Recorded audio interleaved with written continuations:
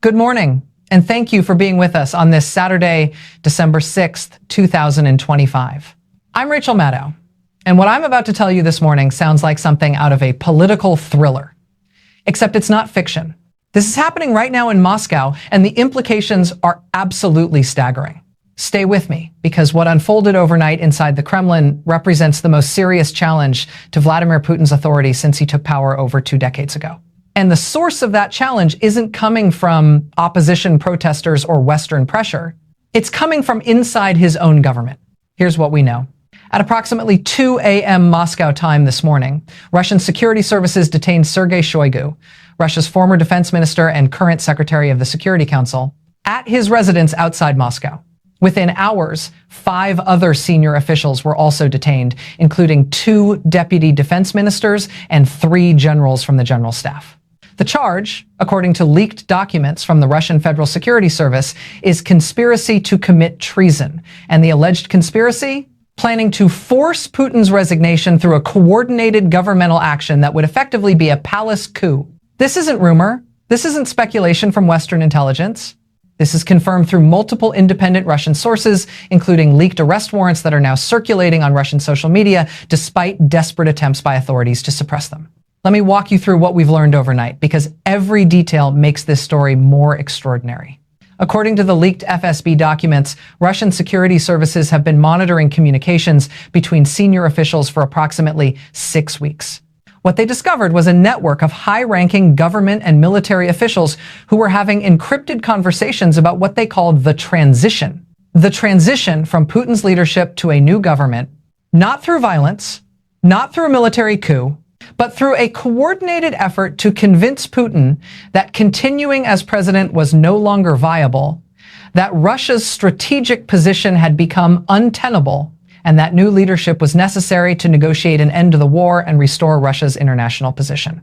The group allegedly included approximately 15 to 20 senior officials from the Defense Ministry, the Foreign Ministry, the Federal Security Service, and the presidential administration itself. People who've served Putin for years. People who were supposed to be absolutely loyal, and they were planning to move against him. Now, if you're watching this and thinking this sounds too dramatic to be real, I understand that reaction, but stay with me because the evidence is compelling and the sources are credible. The leaked arrest warrant for Shoigu, which multiple Russian investigative journalists have verified as authentic, contains transcripts of intercepted communications. In one conversation dated November 18th, Shoigu allegedly told another conspirator, "We cannot continue this course. The military situation is unsustainable. The economic situation is catastrophic." And he refuses to acknowledge reality. We have a responsibility to Russia to act before it's too late. In another intercepted communication from November 24th, one of the detained generals allegedly said, "The casualties are unbearable. The equipment losses are irreplaceable. And for what? We're not winning. We're bleeding ourselves dry for objectives we'll never achieve. Someone has to tell him the truth, and if he won't listen, we have to act." These aren't Western intelligence intercepts. These are Russian security services monitoring their own officials and discovering that senior members of the government had lost faith in Putin's leadership. Let me give you the context about why this is happening now, because the timing tells us everything. Over the past month, Russia has faced a cascade of crises. General Gerasimov's defection exposed catastrophic casualty figures and military readiness problems. Ukrainian forces have launched successful offensive operations. Strikes deep into Russian territory have demonstrated that Russia's rear areas aren't secure, and the economic strain of the war is becoming impossible to hide. Russian officials at the highest levels have been watching this deterioration and apparently concluded that Putin's leadership was leading Russia towards strategic disaster. And some of them decided they had to do something about it. The conspiracy, according to the leaked documents, was scheduled to move forward in mid-December. The plan was to present Putin with a united front of senior officials arguing that he should resign for the good of Russia, that a new government could negotiate better terms to end the war, and that his continued leadership was harming Russia's long-term interests. It was supposed to be a soft transition. Putin would resign. A transitional government would take power. Negotiations would begin to end the war. Russia would attempt to restore relationships with the West. That was the plan. But Russian security services discovered it before it could be executed. And now the conspirators are being arrested, and Putin is moving to eliminate the threat. Let me read you what Russian state media is saying this morning, because the official narrative is already being constructed. TASS, the state news agency, released a brief statement at 6 a.m. Moscow time. The Federal Security Service has detained several individuals suspected of criminal activity harmful to state security. An investigation is ongoing. Further details will be provided as appropriate. That's it. No names, no charges, no details, just the bare minimum acknowledgement that something is happening. But Russian social media is exploding with information. The leaked arrest warrants are being shared despite attempts to remove them. Anonymous Telegram channels are posting details about who's been detained. And Russian citizens are waking up to the realization that something very serious is happening inside their government. One prominent Russian opposition journalist, currently in exile, posted this morning, "If these reports are accurate, this represents the most significant fracture in Putin's government since he took power. Senior officials don't conspire against the president unless they believe the situation is desperate. This is the Russian elite beginning to crack." Another analyst wrote, "The fact that Shoigu is allegedly involved is crucial. He's not some junior minister. He's been at the center of power for years. If someone at his level was planning to move against Putin, that tells you how bad things have gotten." Now let me talk about what this means, because the implications extend far beyond just these arrests. First, the arrests themselves. When an authoritarian leader starts arresting senior officials for disloyalty, it creates a climate of fear and paranoia throughout the entire government. Every official starts wondering if they're under suspicion. Every conversation becomes dangerous. Trust breaks down. You cannot run a government effectively when senior officials are afraid of being arrested. Decision-making becomes paralyzed. People stop offering honest assessments because honesty might be interpreted as disloyalty. The quality of governance deteriorates rapidly. Second, the existence of the conspiracy itself, even if it's been foiled, reveals that Putin's inner circle has fractured. These weren't opposition activists. These weren't people who always opposed the war. These were senior government officials, people who've served Putin loyally for years, who apparently concluded that his leadership was failing and needed to end. That loss of confidence at the highest levels of government is corrosive.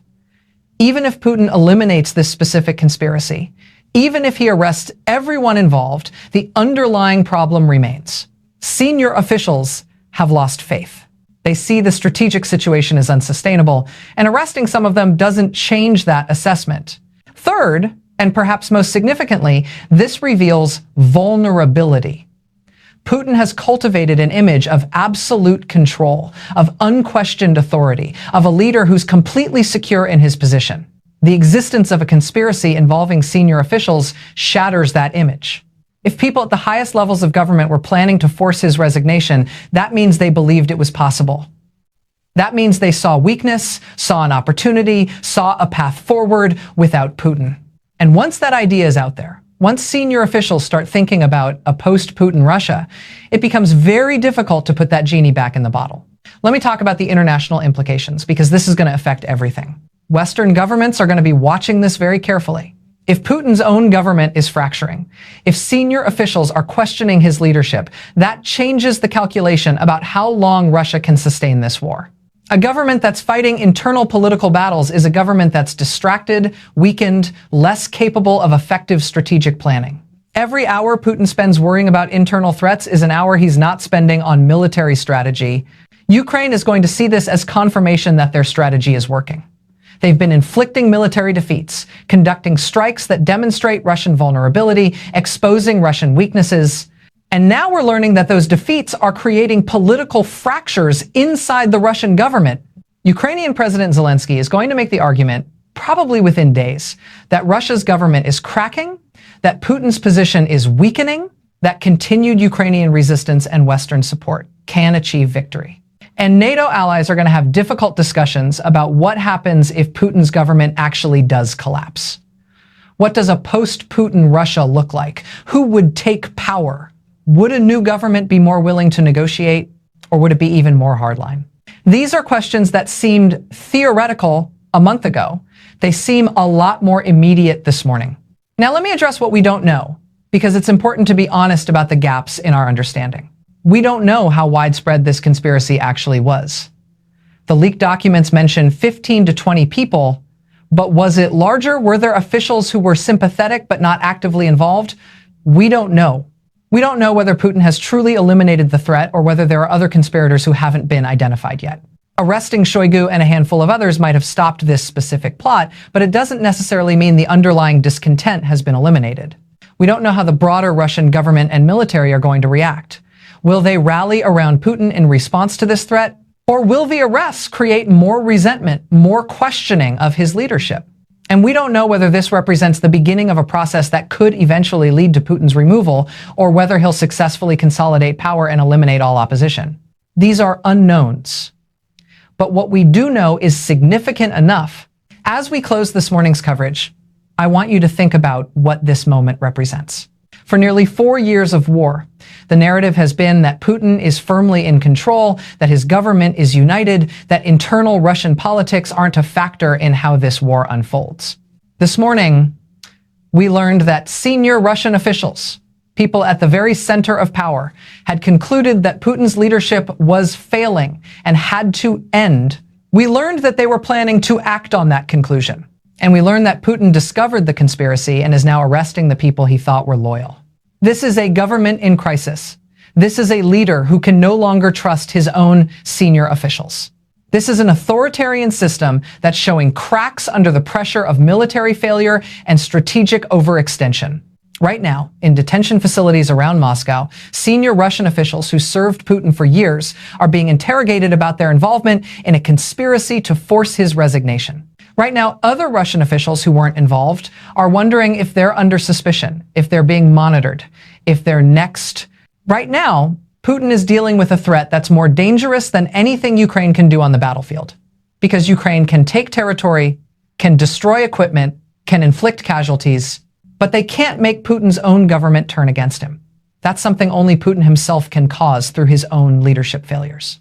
The night Putin's inner circle turned against him, the conspiracy that almost toppled a dictator, the moment when the price of strategic failure became political survival.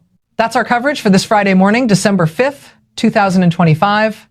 We'll be tracking developments throughout the day as more information emerges about who's been arrested, what they're being charged with, and what this means for Putin's hold on power. Stay informed, stay engaged, and remember that in authoritarian systems, the real threat to the leader often comes not from outside,